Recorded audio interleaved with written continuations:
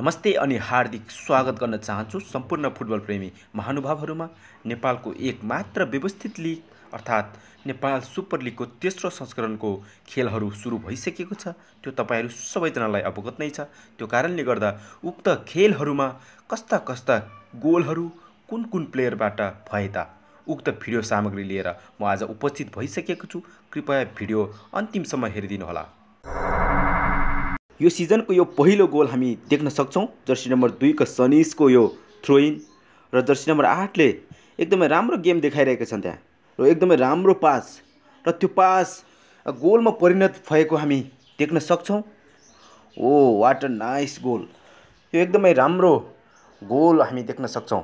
यस्तो प्रकारको गोल हामी नेपाली फुटबलमा सायदै कम देख्न सक्छौं र यो राम्रो उनी जेनाथन एन्टिलोना हुन्। उनी विदेशी खेलाडी हुन्। पक्कै पनि उनीबाट नेपाली प्लेयरहरूले केही सिक्नुपर्छ। एकदमै राम्रो उनको यो बल र काठमाडौँ रेजर्सका खेलाडी कमल श्रेष्ठले त्यो बललाई क्लियर गर्न चाहन्थे तर उनलाई ठोकेर गोलमा परिणत भएको हामी देख्न सक्छौं। यो आत्मघाती गोल मान्न सकिन्छ त्यसलाई। र यो काठमाडौँ रेजर्सको तर्फबाट बल अगाडि फालिदिएका छन् र अगाडि जेलस्वी जङ कार्की छन्। त्यहाँ मुस्किलले बल भेटाएका छन् र उनी पासको खोजीमा हामी देख्न सक्छौं। ओ एकदमै राम्रो पास! ओ त्यो पासलाई एकदमै युटिलाइज गर्दै गोलमा परिणत गरिदिएका छन् जर्सी नम्बर 11 का विदेशी खेलाडी। ओहो वाट अ गोल! एकदमै नाइस!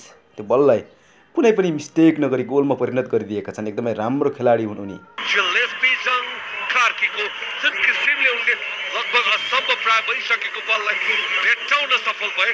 क्रस गरे अनमार्क्ड माउदो त्यो बल जित्दै। यस सिजनको यो तेस्रो खेल हो।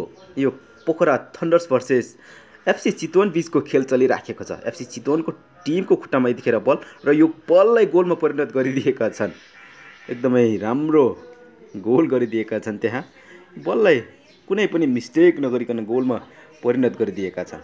उनी पनि सायद विदेशी खेलाडी हुन्। पक्कै पनि हामी देख्न सक्छौं यो नेपालको पोस्टहरूमा विदेशी खेलाडीको गोल हामी लगातार देखिरहेका छौं। एकदमै राम्रो। Chitwan will be happy. The phenomenon from Uzbekistan, phenomenal goal. र उत्कृष्ट ढङ्गको यो कनेक्सन थियो बलमा, कुनै पनि डाउट थिएन उनको मनमा। राम्रो लेअफ पनि थियो।